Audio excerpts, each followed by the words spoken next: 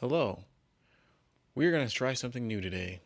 We're going to try to attempt to retrowrite this Dreamcast.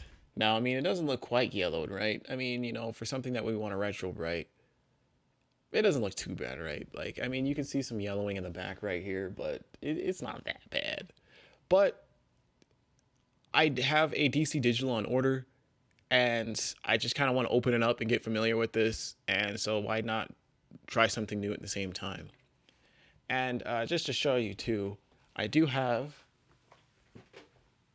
this to contrast the yellowing. This is in much better shape.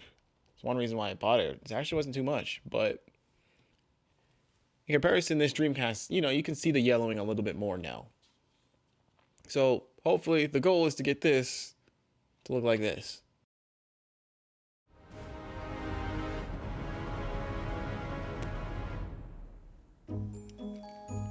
So first you take out the modem, which reveals the fourth screw.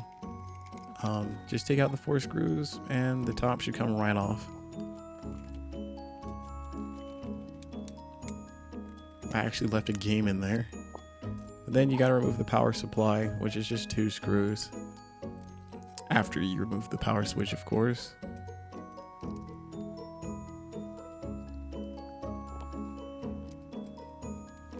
It took a little bit more effort than I was willing to put, but it just takes a good tug and it comes right out.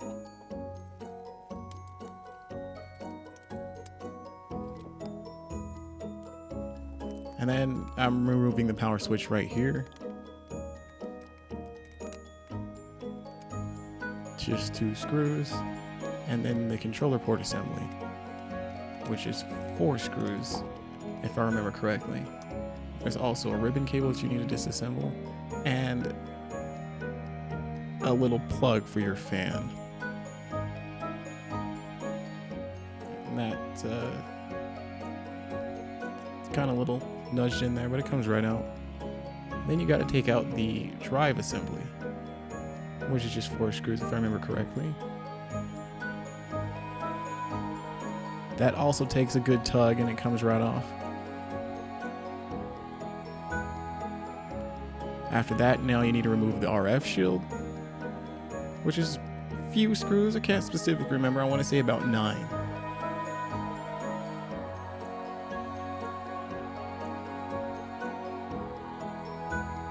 I actually forgot a screw by the fan assembly, and I'm over here trying to take this out right here before I notice the final screw keeping it in place.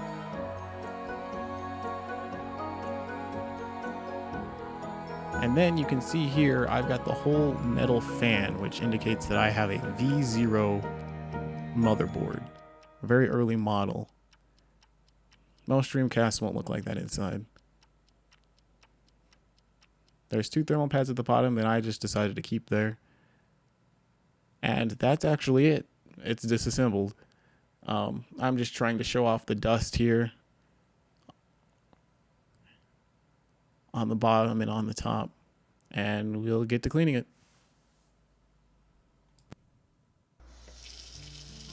So to clean it, I just brought it to my kitchen sink just to give it a nice scrub. All I did was use dish soap, which I'm not sure is the best thing to use on plastics, but I figured it wouldn't be too bad.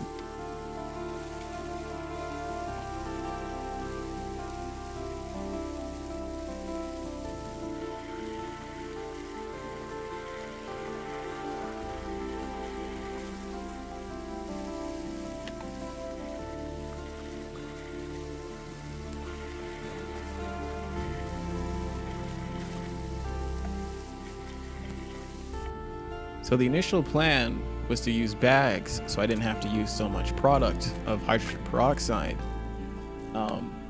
But things didn't go quite as planned. The bags, when I tried to put it in the basement area, started leaking everywhere, so I hurried and moved it into the bathroom with the black light over it. But I left it at this under this black light for 24 hours, and there was barely any minimal difference. and I was not satisfied with how long it was taking, so I figured I'd use the sun in all of its bleaching glory. So I went ahead and grabbed some leftover pans from Thanksgiving and filled those up with hydrogen peroxide, went to the store and bought a couple of more, and I figured I would try and have that drag those pans outside, but unfortunately the pan did not want to keep its shape when it was filled with all that hydrogen peroxide, and I spilt it everywhere trying to get it out there. But I was still able to get it outside, but not without spilling a bunch of product, and I had to fill it up the rest with water, which, hydrogen peroxide is already only 3% product and 97% water. But I used hot water because I heard heat would help. You can see it steaming right there, and I left it out there for a good 18 hours.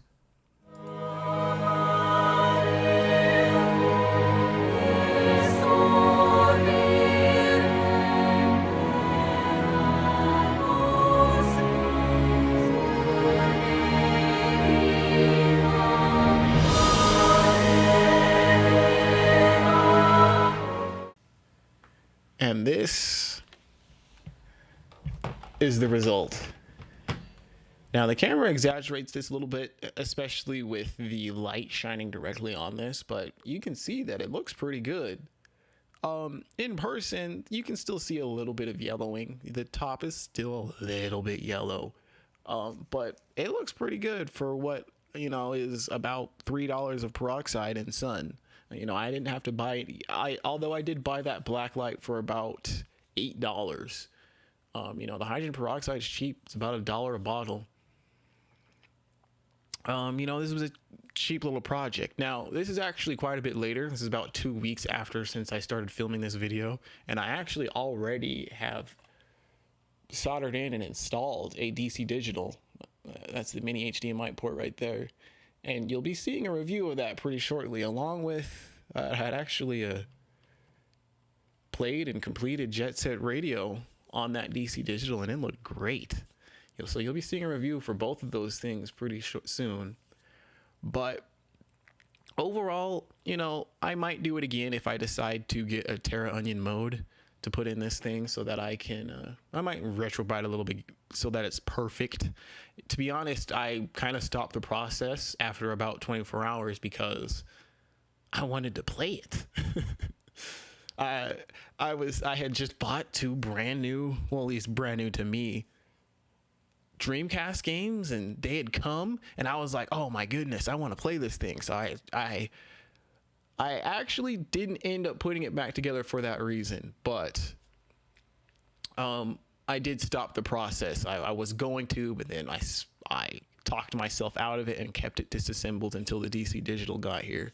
But at that point, I'd already thrown out the peroxide.